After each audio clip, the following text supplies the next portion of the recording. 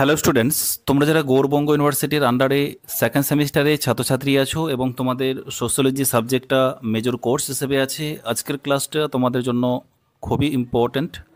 আজকের ক্লাসে আলোচনা করব তোমাদের ইন্ট্রোডাকশন টু সোশ্যোলজি যে পেপারটা আছে, অর্থাৎ তোমাদের যেখানে সোশ্যোলজি যে মেজর মেজর পেপারগুলো মানে বেসিক্যালি 50 মার্কের পরীক্ষা হয়। সেখানে তোমাদের হচ্ছে 10 মার্কের প্রশ্ন করতে হয় এবং 5 মার্কের প্রশ্ন, তার সঙ্গে কিছু এমসিকিউ প্রশ্ন করতে হয়। এটা মেজর কোর্সের ক্ষেত্রে বা মাইনর কোর্সের ক্ষেত্রে এটা হয়ে থাকে। এবার আমি তোমাদেরকে সাজেস্ট করব, তোমাদের যে 4টে মডিউল আছে, তোমরা এখান থেকে কোন কোন প্রশ্নগুলোকে ভালো করে পড়বে পরীক্ষার শেষ প্রস্তুতির জন্য। অবশ্যই তোমরা এই ভিডিওটা দেখো।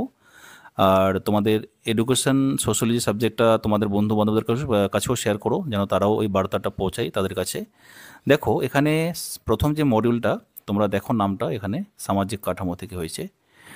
এবার এখানে প্রথমে দেখো, আমি তোমাদের একদম ইম্পর্ট্যান্ট যে অংশগুলো সেগুলো তোমাদেরকে আমি বলে যাব, তোমরা অবশ্যই নোট ডাউন করবে।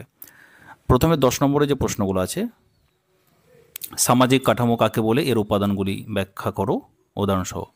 মানে এই সামাজিক কাঠামোর উপাদানগুলো ব্যাখ্যা করার পরে প্রত্যেকটার কিন্তু একটা করে উদাহরণ তোমাদের কিন্তু দিতে হবে। তারপরে সামাজিক মর্যাদা স্ট্যাটাস কাকে বলে, এর বিভিন্ন প্রকারভেদ আলোচনা করো। দেখো এই সাজেশনটা যে তৈরি করা হয়েছে না, এটা সিলেবাস অনুযায়ী কিন্তু তোমাদের তৈরি করা হয়েছে। আর সিলেবাস অনুযায়ী পড়লে পরে তোমরা কিন্তু সেই যে তোমরা কমন যে বিষয়টা বলো, তোমরা কিন্তু সেখান থেকে কমন তোমাদের লাইন তুলো প্রশ্ন আসতে পারে। তাহলে তোমরা ইজি প্রসেসে তোমরা কিন্তু বিষয়গুলো সব কিছু বুঝতে পারবে। যেখানে সামাজিক কাঠামো, মর্যাদা, এগুলো প্রশ্ন আসতেই পারে। ভূমিকার রোল বলতে কী বোঝায়, ভূমিকার সেট এবং ভূমিকার সংঘাত ব্যাখ্যা করো। তারপরে তোমরা দেখো মর্যাদা ও ভূমিকাকে একে অপরের পরিপূরক হিসেবে ব্যাখ্যা করো। এখানে ইংলিশ ভার্সানটাও দেওয়া আছে, তোমরা যারা ইংলিশ ভার্সানের স্টুডেন্টরা আছো তোমরা ইংলিশ প্রশ্নগুলো দেখে নিতে পারো। তারপরে এখানে কি আছে, মর্যাদা সেট এবং মর্যাদা ক্রম বলতে কী বোঝো উদাহরণসহ ব্যাখ্যা করো। সামাজিক আন্তঃক্রিয়া কাকে বলে, সমাজে এর গুরুত্ব বিশ্লেষণ করো। যেগুলো বেশি স্টার মার্ক দেওয়া আছে তোমরা এইগুলোই কি কিন্তু মানে ভালো করে ফলো করবে, ঠিক আছে। তারপর দেখো এখানে কি আছে, সামাজিক সম্পর্ক কি, এর উপাদান ও কার্যাবলী ব্যাখ্যা করো। দেখো যেমন সামাজিক সম্পর্ক বলতে কি বোঝায়, এটা এসে যদি তোমাদের চলে আসে উপাদান না এসে কার্যাবলী, তাহলে কিন্তু এই প্রশ্নটাই কিন্তু ধরো আসবে, ঠিক আছে। মানে আমি এটা বলছি না আসবে, এই টাইপের কিন্তু একটা তোমাদেরকে বোঝানোর জন্য একটা থিওরি আমি তোমাদেরকে দিয়ে দিলাম। তারপর দেখো 5 নম্বরের প্রশ্ন, আমি তোমাদের 5 নম্বরগুলো বলছি না, তোমরা জাস্ট দেখে নাও। এখানে মোটামুটি হচ্ছে 8টা আমি 5 মার্কের প্রশ্ন রেখেছি। এই 8টা থেকে তোমরা ভালো করে প্র্যাকটিস করে গেলে আশা করি তোমরা এখান থেকে 1-2টো কিন্তু পরীক্ষায় কিন্তু প্রশ্ন কিন্তু হুবহু এরকম কিন্তু পেয়ে যেতে পারো, ঠিক আছে।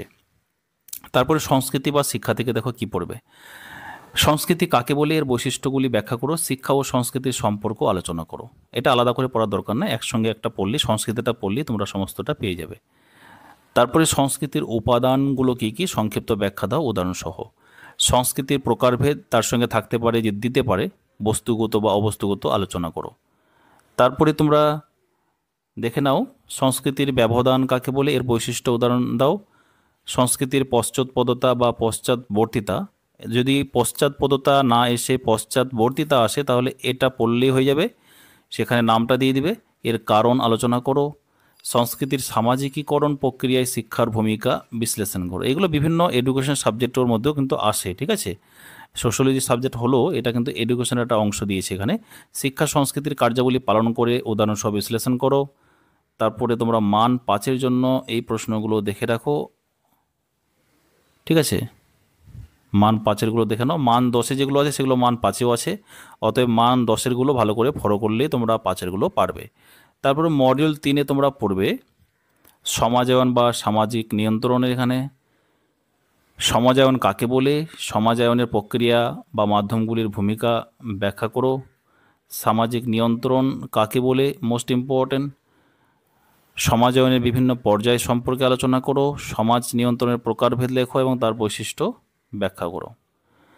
তারপরে তোমাদের দেখো সামাজিক পরিবর্তন বলতে কী বুঝো, শিক্ষা কিভাবে সামাজিক পরিবর্তনের এজেন্ট হিসেবে কাজ করে আলোচনা করো।